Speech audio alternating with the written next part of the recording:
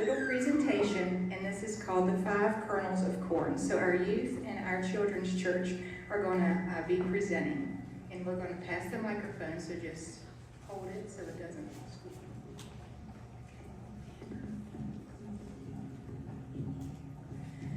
The promise of the 5 kernels of corn.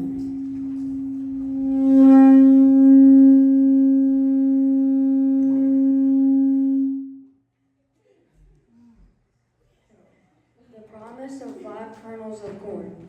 A Thanksgiving story.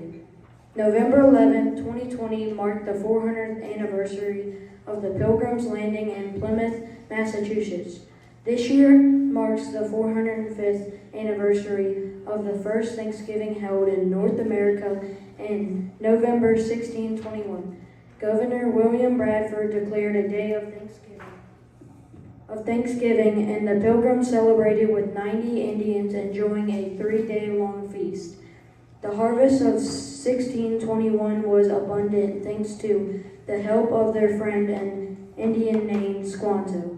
He had helped them plant crops and grow and store food. He also taught them how and where to fish. Were it not for his help, many, including Governor Bradford, believed that they would have starved to death. Later on, the new colony's food supply was greatly depleted after 35 travelers arrived on a ship. Many colonists died that winter from sickness and starvation. Just barely 2 years after their arrival, by the spring of 1622, the Pilgrims were starving. The winter of 1621 and 1622, they were reduced to daily rations of 5 kernels of corn per person. 12 weeks of drought dried up their crops by April 1623. Despite desperate and crying out to God, they gathered as a group and fasted and prayed for 8 hours straight. The next morning, they reported that a gentle rain fell on their land and continued for 14 days. Their crops were safe, and what they had thought was lost was now abundant. They even had a surplus of corn, which only a few months earlier had seemed unimaginable. By Thanksgiving 1623, the Pilgrims had an abundance of food to eat, but began their celebration differently. Before their meals, they placed 5 kernels of corn on their plates to remind them of how much God had provided for them, lest anyone should forget. Help us to remember 5 things for which we are thankful. The first kernel reminds us that God loves us. The second kernel reminds us that God provides for all our needs. The third kernel reminds us that friends that God has given us. The fourth kernel reminds us of everyone God has given us who loves us. The fifth kernel reminds us that God hears our prayers and answers us.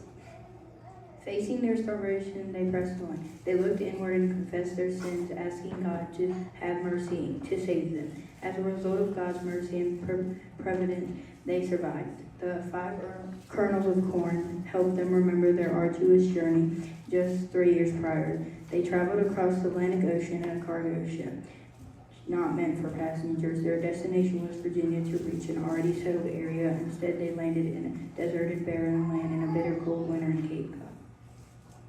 William Bradford, who became the governor, was initially booked to sail on another ship departing from Holland, but that ship twice returned to port because of structural issues. He joined Pilgrims on the Mayflower, which first left Southampton, then Plymouth, England, taking on more supplies and people that they had planned for, including Bradford and his wife. There were many setbacks and delays to get to the point of departure. Once they set sail across the Atlantic Ocean, they were on board the Mayflower for 2 months, surviving treacherous storms. Once they landed, they were on board for another month, while men went out on several expeditions to figure out where they could set up camp. Many were sick on the journey, and 5 died on the ship when they first arrived in the harbor. Still, they pressed on and created one of the most fundamental governing documents in the history of the U.S., the Mayflower Compact. In 1621, they met Squanto, whom to their astonishment could speak perfect English, who came in and interpreter, enabling them to join alliances with Chief Massachusetts of the Wampanoag tribe. What the Pilgrims and Squanto could not have known was that in God's providence, Squanto had been kidnapped twice, traveled across the Atlantic Ocean 4 times, learned English, and been spared from the smallpox, which killed his entire tribe.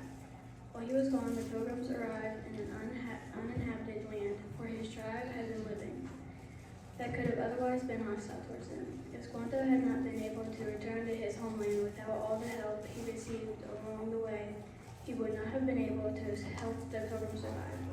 The 5 kernels of corn served as a reminder of all of the ways in which God had protected them.